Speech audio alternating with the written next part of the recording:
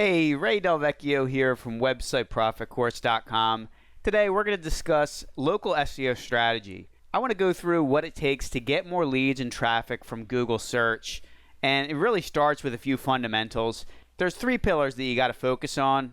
That's what I got listed here. Number one is your website. That's the hub of everything. Number two is your business pages online. So the most important one is your Google My Business page, but you can also claim pages like on Facebook, LinkedIn, other bigger directories where you can create a profile page.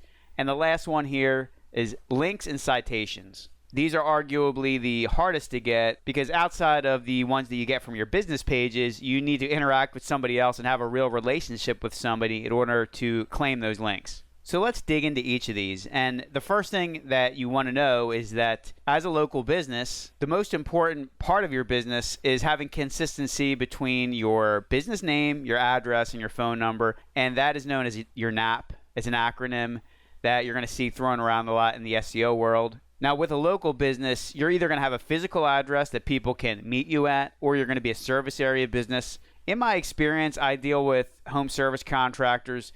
Most of them operate from their home address and they operate under a service area. Now, the downside of this is I've found that most of my clients that have a physical address, meaning that they actually list their home address publicly, they tend to do better and get more traffic. I don't know if that's across the board. If you have any input or experience on that, I'd love to hear from you in the comments. That's just what I've noticed with my clients.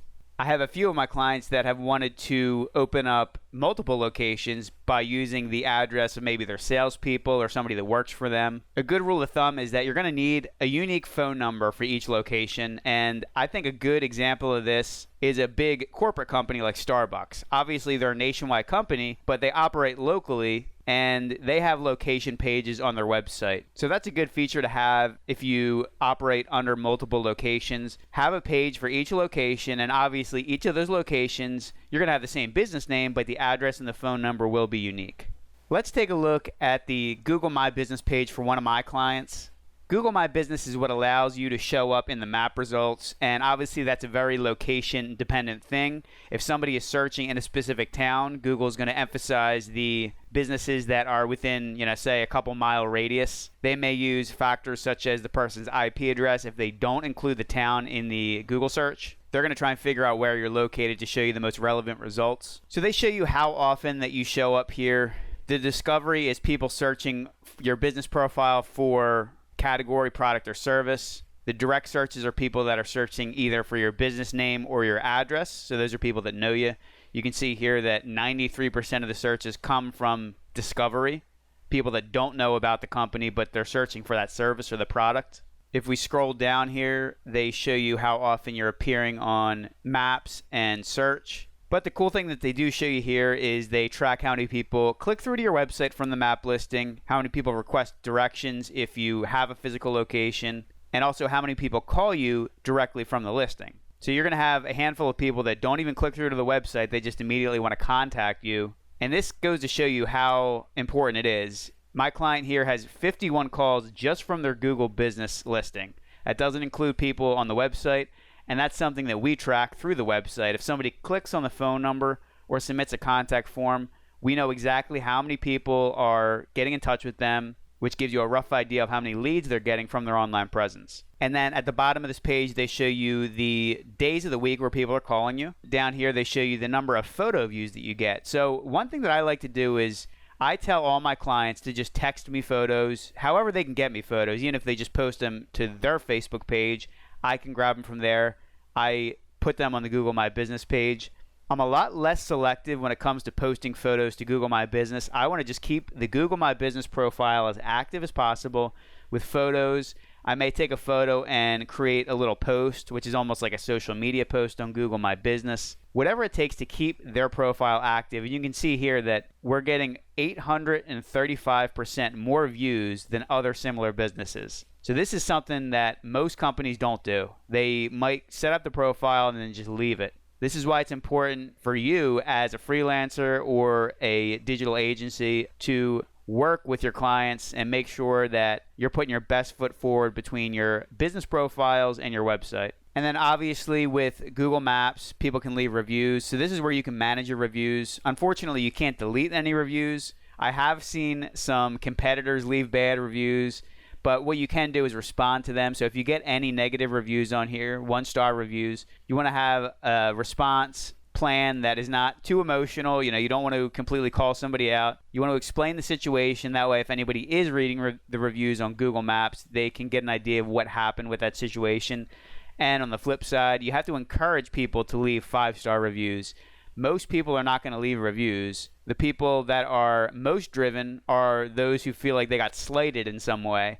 So you have to put in a process and make sure that your salespeople or the business owner pushes their customers to leave positive reviews on their Google My Business page. Now, here are a few tips to win with your website. It's so funny when you see companies that don't do these simple things, like show your face, have a picture of the people that work in your business. If you do have a physical location, take a picture of the storefront and the waiting area or the service area inside your business. If you're a contractor, take a photo of your trucks and the lawn signs and the people working on a job. Take pictures of the finished work. I swear 90% of companies don't do this, even though they have the best camera that they could in their pocket with an iPhone or any type of smartphone nowadays. I hate to say it, but most business owners are simply lazy when it comes to getting this type of information and putting it on their website. On top of that, you want to have good service pages. If you're a general contractor, you might do kitchen remodeling, bathroom remodeling, a couple other things, and you want to have a service page for each of them so you're more likely to show up for that service if people are searching for it in your area.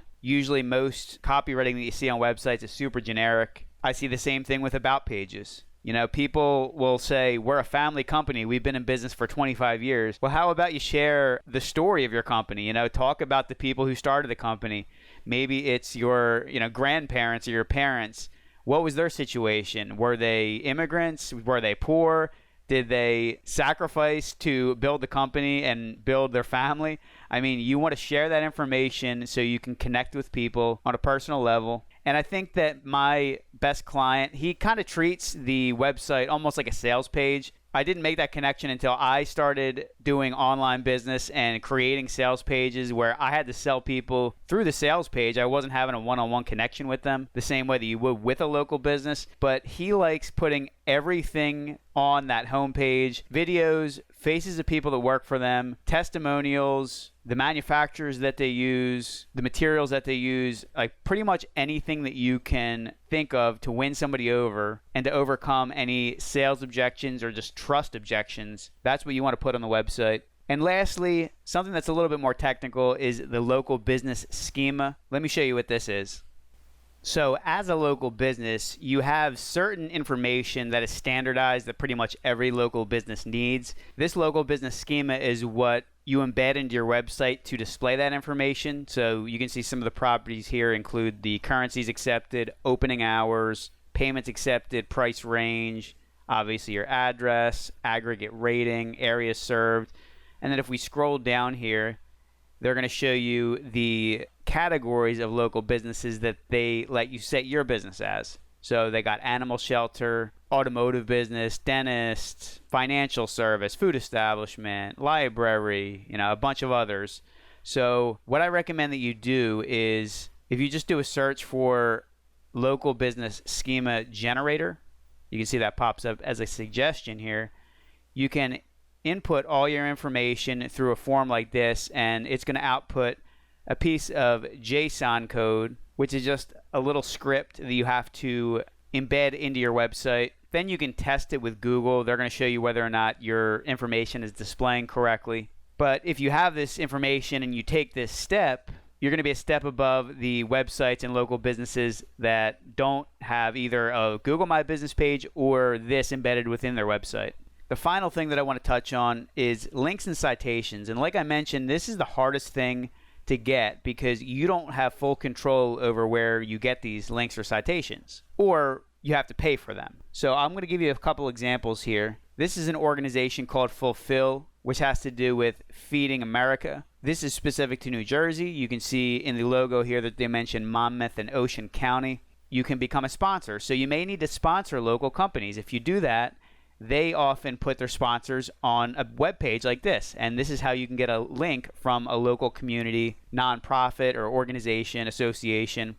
If we scroll down here, you can see these are some of the gold sponsors. Now, these aren't linked right now, but if I scroll down, I think some of the community sponsor levels are. So this is Arrow Pest Control, a local service company, and this has a link. You can see as I hover over it, you got that cursor. So Google can detect this link, and they want to see as many links as you can get on pages like this. Because as I said, this shows Google that you are active in your community. You have a link on a website that is geared towards the counties that you work in. That's going to pass authority from this website to yours.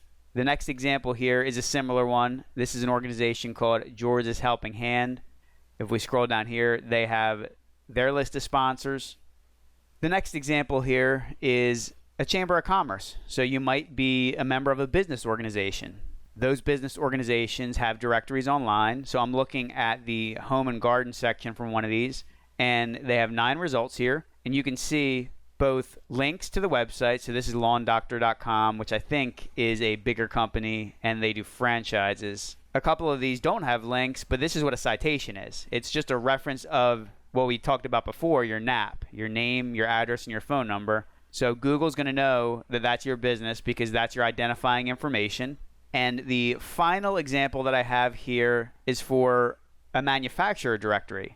So this website is jameshardy.com. If you've never heard of them, they make siding material. It's actually high-end material. I think it's called fiber cement, but it's like a step above vinyl siding. It lasts longer. It's more expensive. And they have a page for each state here. You can see I'm looking at New Jersey. They have the business name, the city, the state, and the zip. And then if we go to the view profile page, I think they include their address on here. Yeah, they got the address and the phone number on the left-hand side. Now, I looked through a couple of these, and I didn't see whether or not they link up the website for these companies. I can't find it on here, but like I said, Google can tell that it's your company, and they're going to give you authority because they see your citation on a big company website like this. So that's all I got for this video. I hope it helped you out and gave you some pointers on how you can improve your local SEO. If you're a freelancer and you want to help businesses with their websites, I got a free giveaway that you can download on my homepage. 15 tools to start your web design business. We talked about one of them today with Google My Business. That's a very important one. I'll include a link to that in the description below. Now, if you run your own business and manage your own website and you want a little bit of help, feel free to contact me. You can send me an email at ray@websiteprofitcourse.com. If I got the capacity, I can manage it for you, or I also run a membership where I teach people how to do exactly what we talked about today. I can put you in touch with somebody if for some reason I'm all booked up. Last but not least, give this video a thumbs up if you liked it or learned a thing or two. Don't forget to subscribe to my channel for more videos like this on web design freelancing. I also do WordPress tutorials. If you've got any experience managing a Google My Business profile or doing local SEO work, I'd love to hear what your thoughts are on the process, or if you got any tips that I didn't mention, feel free to leave it in the comments below. I really appreciate you taking the time to watch this entire video, and I hope you join me on the next one.